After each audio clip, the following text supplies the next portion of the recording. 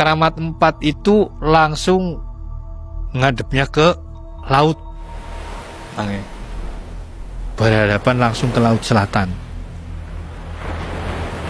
Saya dimasukkan ke dalam gua, saya diantar selepas maghrib, dipasrahkan di situ, saya ditinggal sendiri Mangai.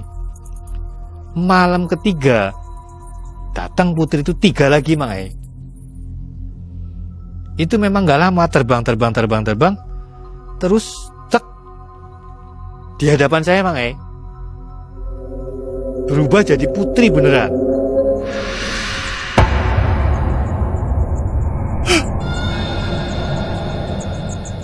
Tanya, apa tujuan kamu kesini?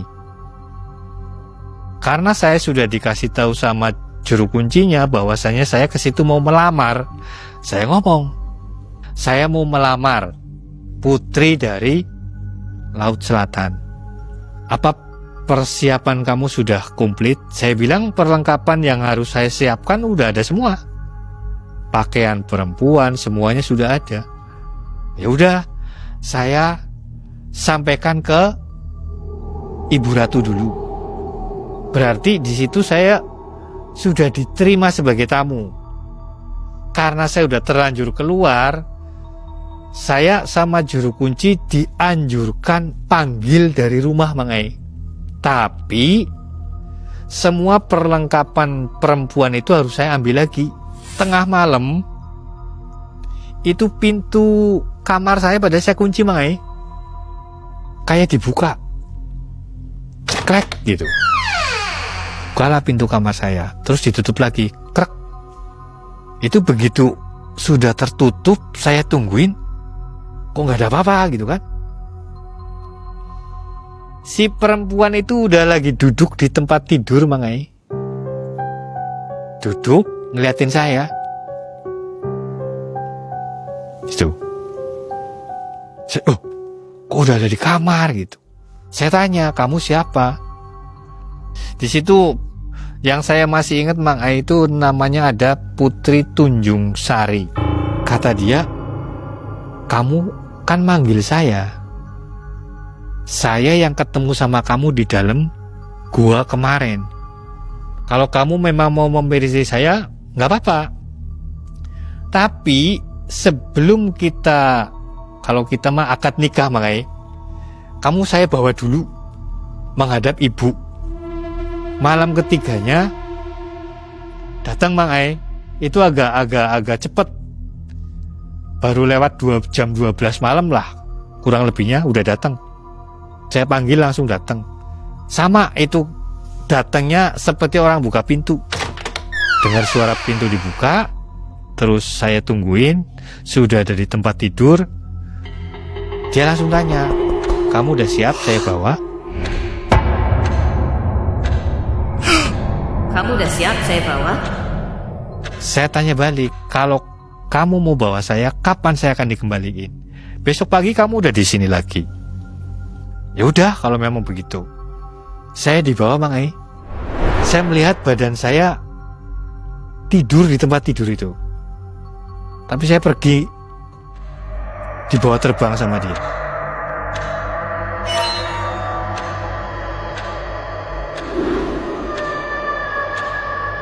Cuma yang saya menjadi tanda tanya, tidak dibawa ke, saya kan bayangannya ke keraton atau ke apa lah gitu Mangai. Dibawanya ke gua itu lagi Mangai. Gua tempat saya semedi lah katakanlah. Hanya gua itu sudah terang benderang Mangai. Di situ ada mungkin perkiraan saya mungkin itu Ibu Ratu mungkin. Saya nggak tahu itu Ratu Pantai Selatan atau yang penting itu Ibu Ratu. Si perempuan yang bawa saya hanya memperkenalkan itu ibu saya. Hah? Itu ibu saya. Kamu silahkan bicara dengan ibu saya dulu. Kemudian saya ngomong, Ibu Ratu, saya di sini mau melamar putrinya ibu, salah satu putrinya ibu, kalau diperbolehkan. Kata Ibu Ratu, apa kamu sanggup kalau dikawinkan dengan anak saya, salah satu putri saya? Saya waktu itu karena nggak tahu gimana, saya bilang ya sanggup. Kamu di sini datang di bawah anak saya baru melamar dulu. Persyaratan apa yang akan saya minta nanti akan diomongin sama putri saya, tapi tidak di sini, di rumah kamu. Udah cukup segitu aja. Saya dibawa pulang, Mang E. Itu nggak taunya begitu saya jawab, ya udah nggak apa-apa kalau besok mau datang lagi. Dia begitu saya ngomong nggak apa-apa, Mang E, lap hilang azan subuh, Mang E. Tanpa dia kedengeran buka pintu atau ada isyarat apa-apa, udah ada di kamar saya, Mang E. Dia tanya lagi pertama, gimana kamu benar-benar sudah tekad bulat pengen jadi suami saya? Saya bilang iya. Kalau kamu sudah bertekad jadi suami saya, persyaratannya satu, kamu harus berhubungan sama saya seperti suami istri karena kita memang sudah nikah. Satu.